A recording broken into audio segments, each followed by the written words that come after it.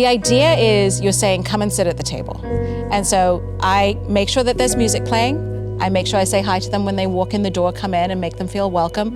I show them where the glasses are so they can get themselves a drink. I want them to feel like this is your home for the next couple of hours. You know what I mean? You don't have to ask me for anything. This is where it all is. Make yourself at home, take your shoes off. I love that you see food and cooking as something that helps you to connect with people and build community. You said that's really what I'm trying to do when I give someone something that has come out of my imagination or a recipe. I create it and I give it to, and it goes in their mouth and into their body, into their heart, from your heart to theirs. How do you help make that connection with your kids when the kids are like, Mom, I don't want that again for dinner? How do you encourage your kids maybe to be part of what you're doing in the kitchen and use that as an opportunity to connect with them? Well, you know, one of the things that I love about food, and especially because I love exploring food from different cultures, right? Like, I'm such a mishmash of cultures. I've got Indian, I've got Middle Eastern, I've got this English accent, I'm here in America, is that I've learned that, say, for example, an empanada, right? It's stuffed dough that's fried. In practically every culture in the world, there's a version of that. There's a version of it. Yeah, samosas, Cornish pasties, even a spring roll, things like that. And to me, that tells me that God said, hey, take that dough, stuff it, and fry it. It's good. You know what I mean? And so that kind of, our dad was like inspiring all the recipes that we're doing. So I love to put that into what we're doing in the kitchen. I pull the girls in and I'm like, feel it. Look at what happens when you crack the egg. Did you know there was a yolk in there? You know, that there's so much magic and mystery and joy when we slow down. And, you know, when you're cooking, whether it's clams or carrots, God made those things. So we're touching them, we're feeling them, we're experiencing them. When we can give it 100% of our attention, it's such a magical experience. So I kind of pull them in that way. And then I also have shown my children a lot of things about, hey, when you eat the food, this is where it goes in your body. And when you eat protein, it gives you muscles. Or when you eat fat, you know, it makes you feel full, or things like that. And that has helped them understand that sometimes you eat for joy and sometimes you eat for function. And they're both really necessary in our lives. Isn't that great? That's great. And isn't it great that butter and cream and eggs and bacon are coming back? Because the doctors have always told us for so long, you know, low fat, no fat, no eggs, cholesterol, and now they're coming back. They say, actually, they're good for you. There's actually nutrients in those yolks. And actually oils, we're deficient in the right kinds of oils. So like, get that grass-fed beef and eat the skin of the chicken. Oh, well, you know, my husband is on the carnivore diet because he has a condition, and so he eats beef tallow. He eats organs like liver and kidneys and spleen and things like that because they're so full of nutrients.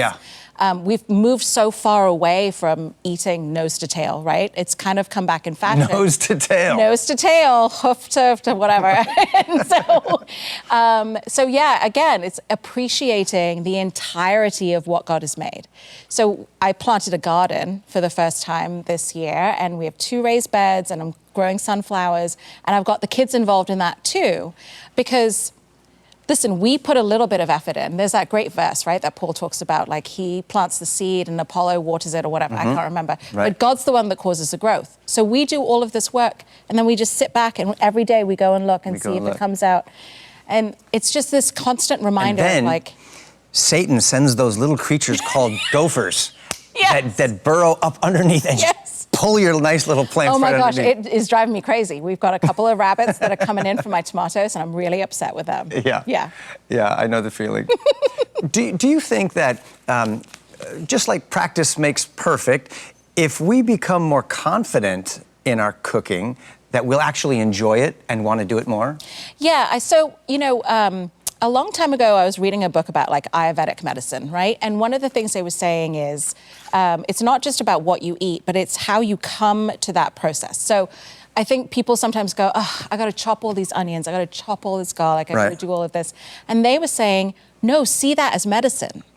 That's medicine. If you can stop and you can get into the quiet that happens when you're just going like this.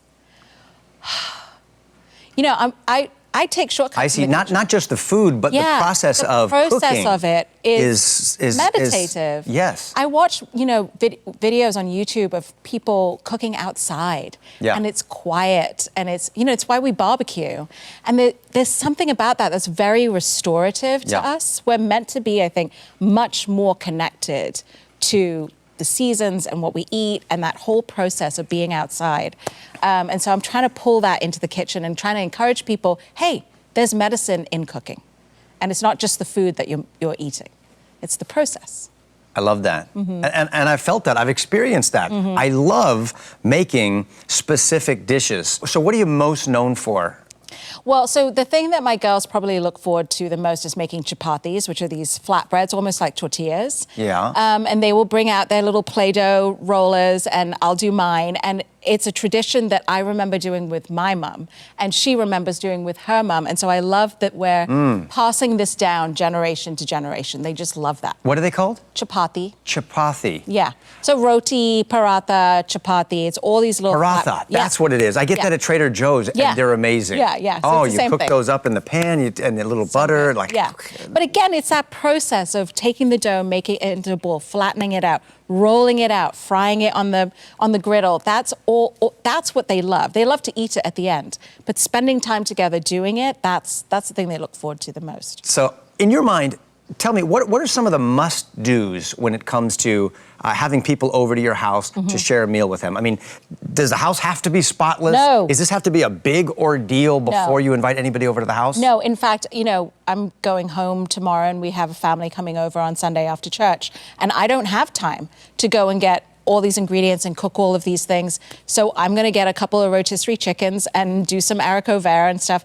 The idea is you're saying, come and sit at the table. And so I make sure that there's music playing. I make sure I say hi to them when they walk in the door, come in and make them feel welcome. I show them where the glasses are so they can get themselves a drink. I want them to feel like this is your home for the next couple of hours. You know what I mean? You don't have to ask me for anything. This is where it all is. Make yourself at home, take your shoes off. Put your feet on the couch. It's okay. It's okay. Yeah. That's so great. Yeah.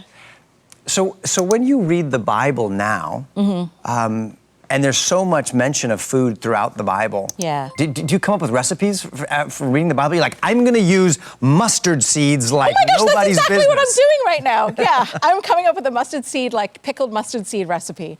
Yeah, I mean, sometimes it's things like that, but I also think about, like, one of the most touching stories to me in the Bible is when David invites, is it Saul's son, who may have had like a physical handicap and thought that, my father wanted to kill this man and now he's the king, so I'm damned.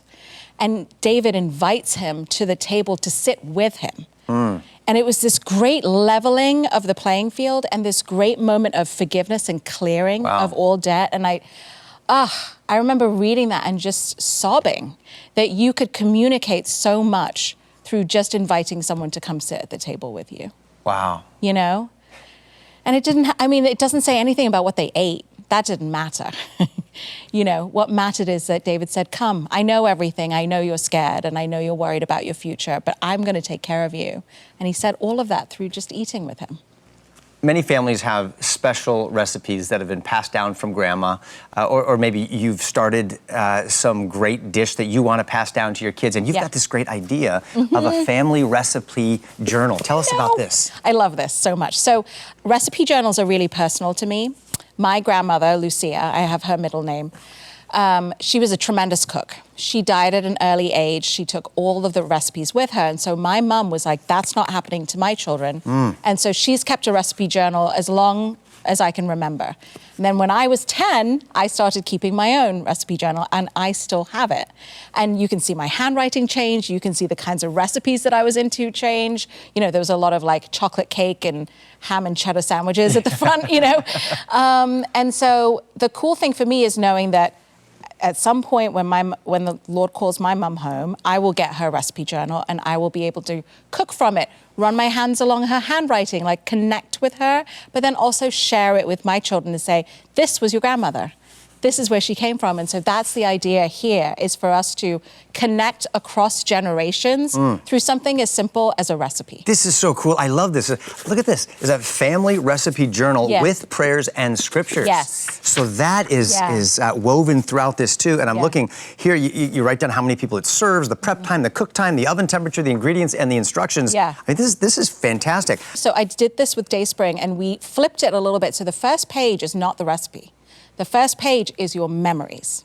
Every time you've told me about something that you've made, there's a memory attached. There's a memory attached to it. And that's what makes family recipes special and distinct from, you know, the hundreds of recipes that I've put on my on the internet, right? This is unlike any other cookbook because it's not just great recipes. This is memories. Yeah.